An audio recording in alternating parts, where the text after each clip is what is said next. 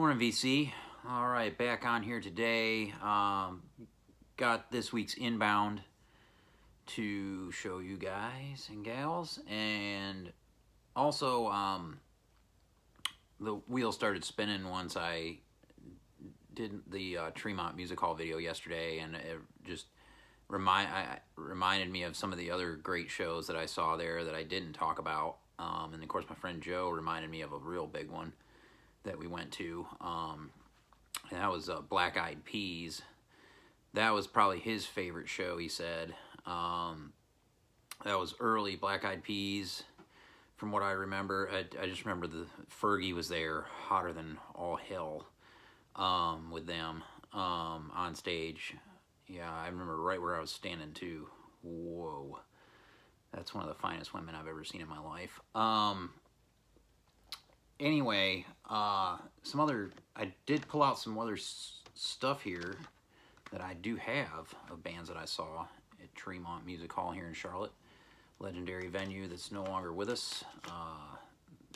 Closed in 2015. I saw Filter. I believe they're from the Chicago area, and they were touring the Alma Gummit record at the time. Of course, they played a bunch of stuff like off the other record, Short Bus or whatever it was. They were really good. They were on the main stage. Saw Chevelle, also from the Chicago area. Point Number One tour. They were killer. But after this record, they sold out almost and went downhill for me. I really dig this one. It's the only one I like from them. Point Number One, Chevelle. I think brothers in that band. This was a great band. More in the rap rock vein. Orange 9mm, and this was their last tour. For this album, Pretend I'm Human, and they played the main stage at Tremont, and they were great. Yeah. Big inspiration for the band I roadied for 5 times down. This band, Orange 9, they were phenomenal. Shaka was a badass.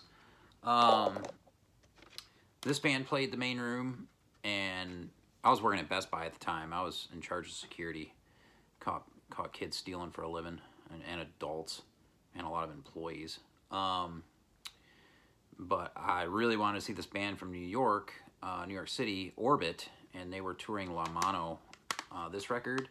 And I got up there, and for some reason the show went off early, and they were just finishing up when I went in, and I was like, well, damn. And I bought this CD, and they autographed it to Dave Gibson. Sorry you missed the show, maybe next time. So I still supported the band, even though I missed almost the entire gig. This band played Tremont a few times, and they were great every time. Dredge, and I saw them a couple times there. This was the album Catch Without Arms. This tour was really, really good. The lead singer is phenomenal. He would play lap steel. It'd fucking blow your mind. From California. Great drummer. Great drummer. Guitar player really good too, but the drummer really stood out in Dredge. And they were highly influential on my friend Cheetah, I think, because of how good the drummer was, Cheetah being a drummer. Yeah, I know he liked the guitars too, but they were great. What year was this album? Oh God, my eyesight is terrible. I can't tell.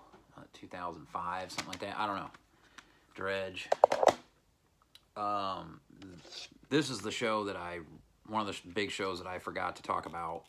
A bunch of my friends and I went to a beer festival downtown Charlotte and walked to Tremont from downtown because we were too drunk to get, no one wanted to volunteer to drive over.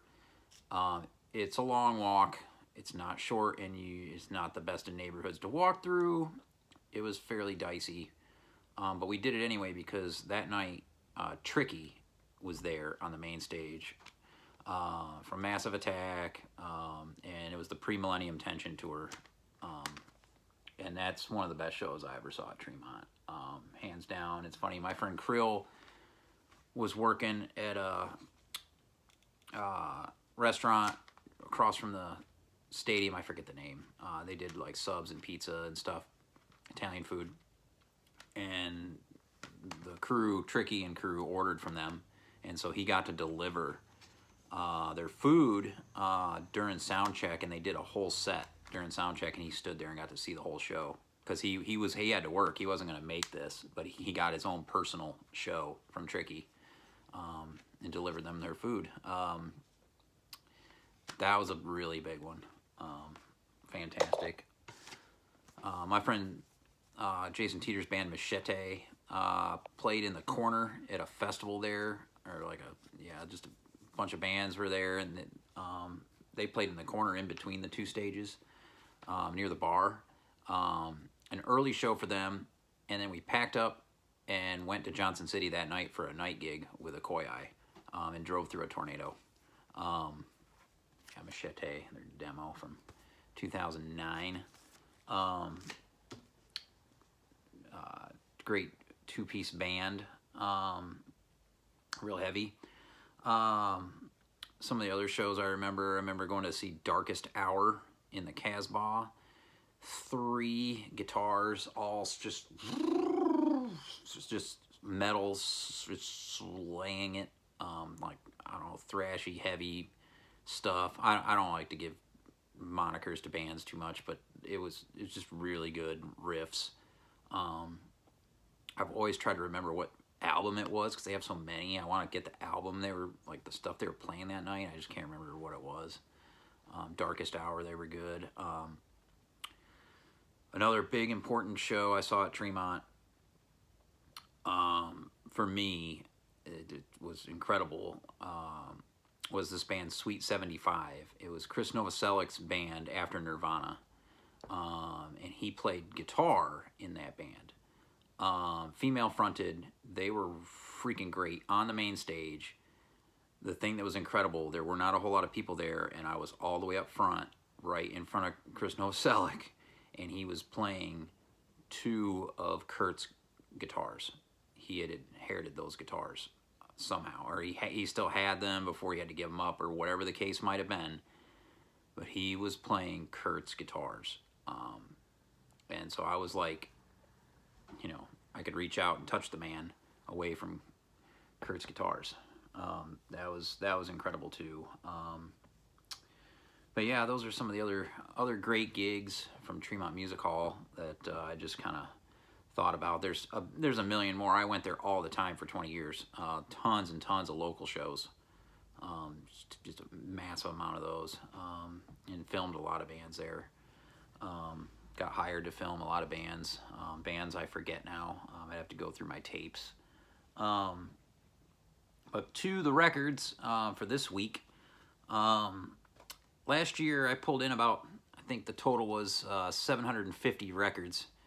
It's way too many. My goal is to cut that in half this year. And then this year's kind of focuses are on 7 inches, just because of space in here. And then as far as LPs, like my want list, which is right around 500 records. And that'll keep me honest because most of the stuff on the want list is almost either completely unavailable anywhere in the world, like just there's no copies, or the copies that are available are trashed, or they're super expensive. So it'll try to keep me a little more honest.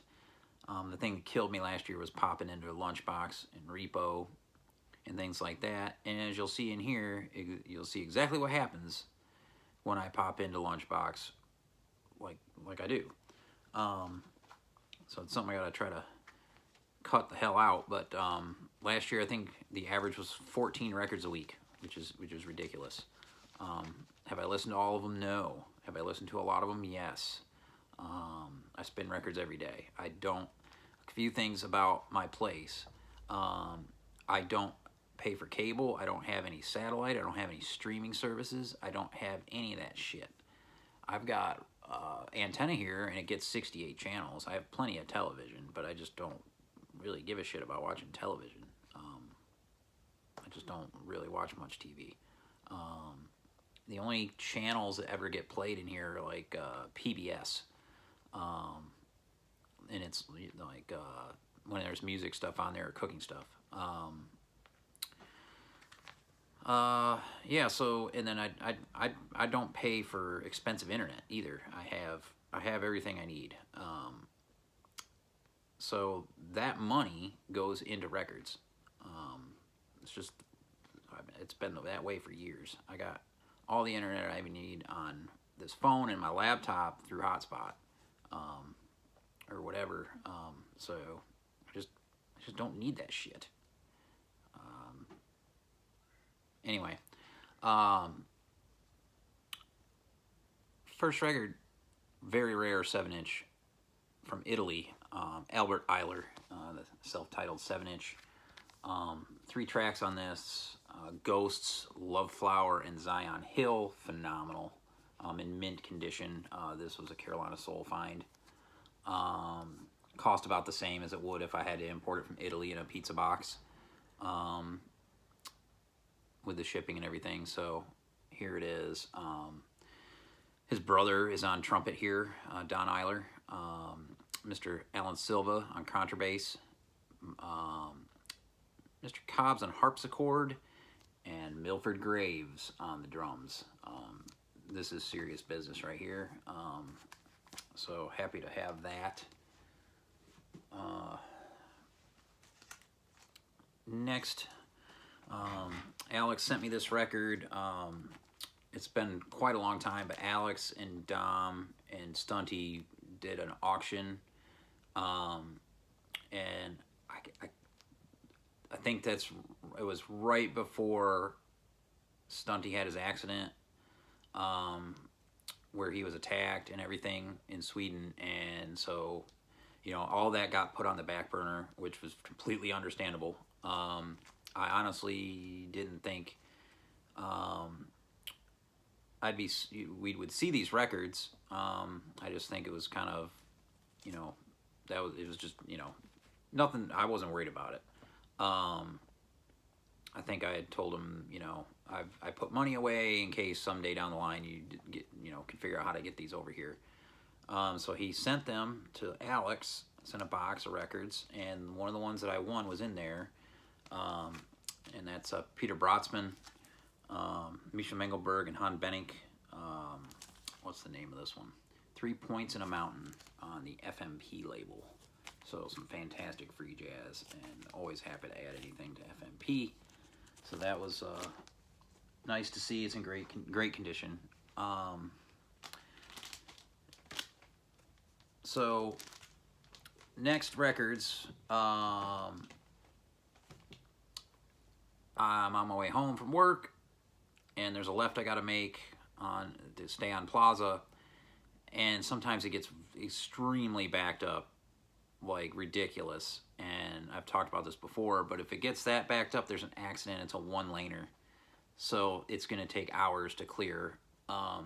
So I have to go around it, and when I go around it, it takes me right past Lunchbox Records, and it's sacrilege, as far as I'm concerned, to drive by Lunchbox and not stop in there. So I'm like, goddamn fucking traffic, and then goddamn fuck, I gotta stop in the Lunchbox.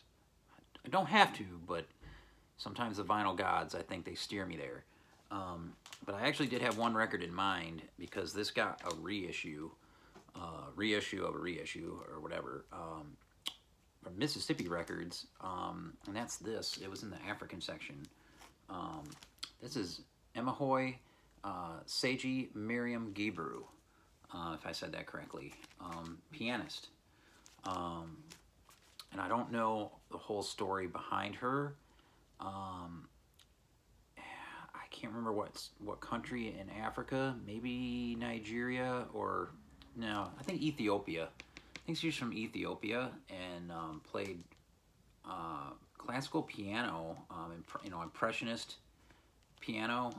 It's not my favorite record, but it's interesting that something like this would have come out of Ethiopia. So she's a really good player. This is more of a late night type listen, or an early Sunday morning listen right here. and cheap, very cheap record. So I grabbed that. And then while looking in the African section, I saw this. Ebo Taylor, Tourname, originally on the Phillips label. Mr. Bongo reissued this. Really cool back cover. This is a super dope LP. Yeah.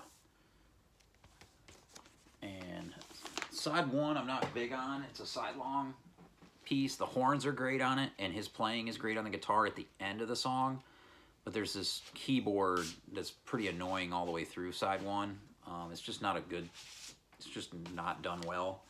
The B side is killer all the way through. Oh, shit. Yeah, the B side is great. And we'll throw this on here on the table. Let's see, buddy.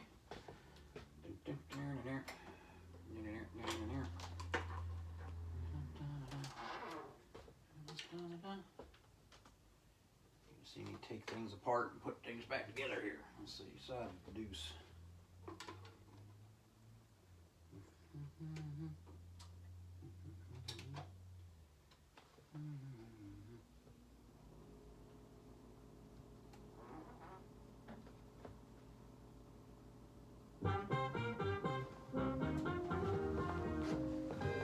Alright. Let me see here.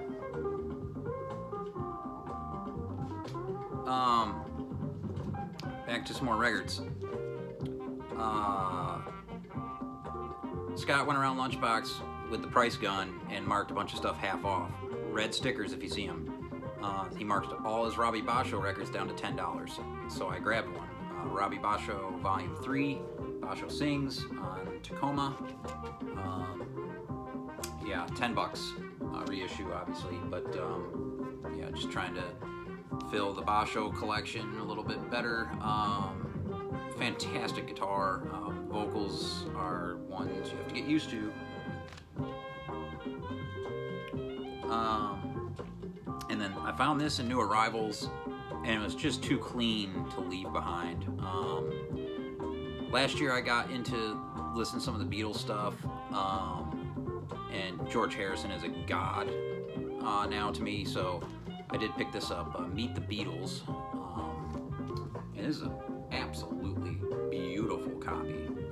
Paste on cover, the cover is in fantastic shape. The record is dead mint.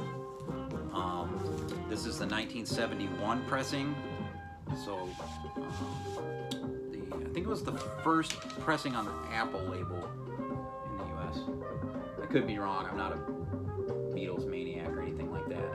This is dead mint, and there's a couple good songs on this.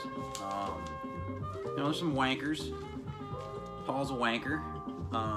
Great bass player. I don't need to hear him sing. But anyway, yeah, first couple songs are really good. George Harrison, it's my man.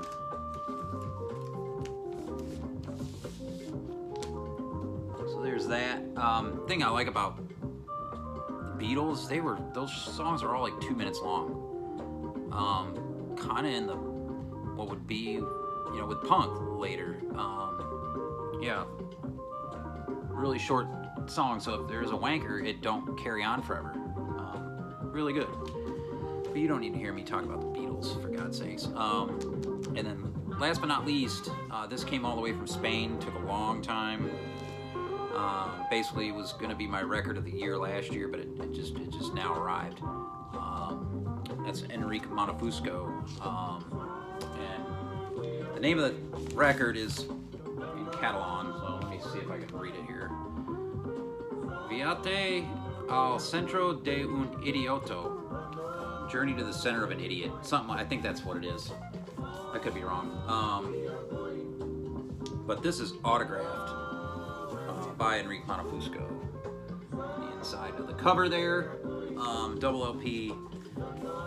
Phenomenal stuff. There's some stuff on this that sounds almost like Radiohead.